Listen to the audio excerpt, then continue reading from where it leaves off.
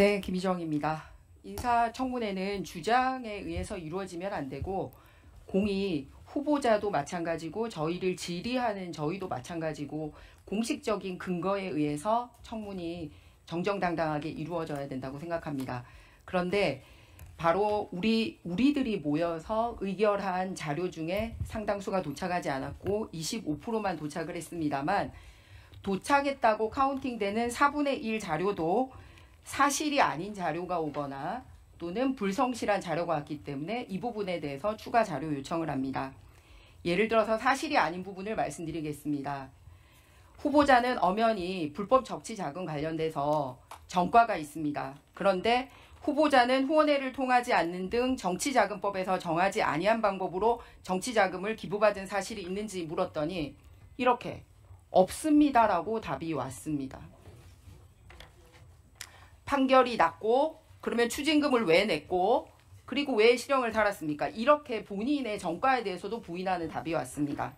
그리고 다음으로 재산관계에 대해서 실제로 부동산 관련돼서 여러 개 확인을 할 게 있어서 본인이 살았거나 하는 그런 계약 조건에 대해서 시범 아파트 임대차 계약 조건이 어땠냐, 그 다음에 상가 계약은 파기한 것이냐 재임대를 준 거냐, 본인이 다 본인 재산으로 한 겁니다. 그런데 계약기간 만료로 자료가 존재하지 않습니다.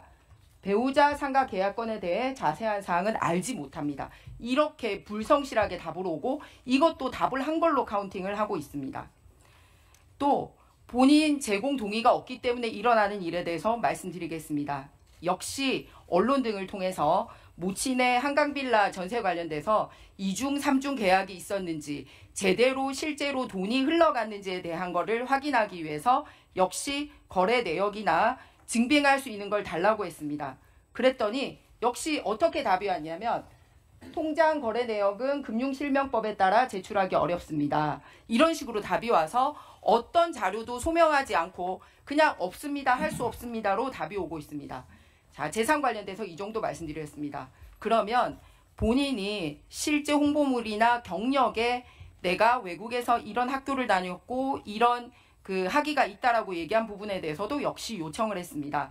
먼저 중국 칭화대학교 법학 석사 지원 및 졸업 요건에 대해서 물었는데 역시 이것도 어떻게 답이 왔냐면 칭화대 법학 석사 지원 및 졸업 요건은 소관 부처인 교육부와 협의하여 확인 중에 있습니다. 교육부가 이 학교를 대신 다녔습니까? 김민석 후보 본인이 다녔을 때 어떤 수업을 들었는지 자기가 들은 수업명과 그거를 제출하면 됩니다. 그런데 이걸 왜 교육부와 합의해서 제출해야 된다고 제출하지 않습니까?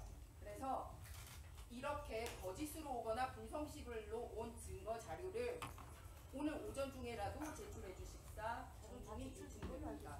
이상입니다. 네.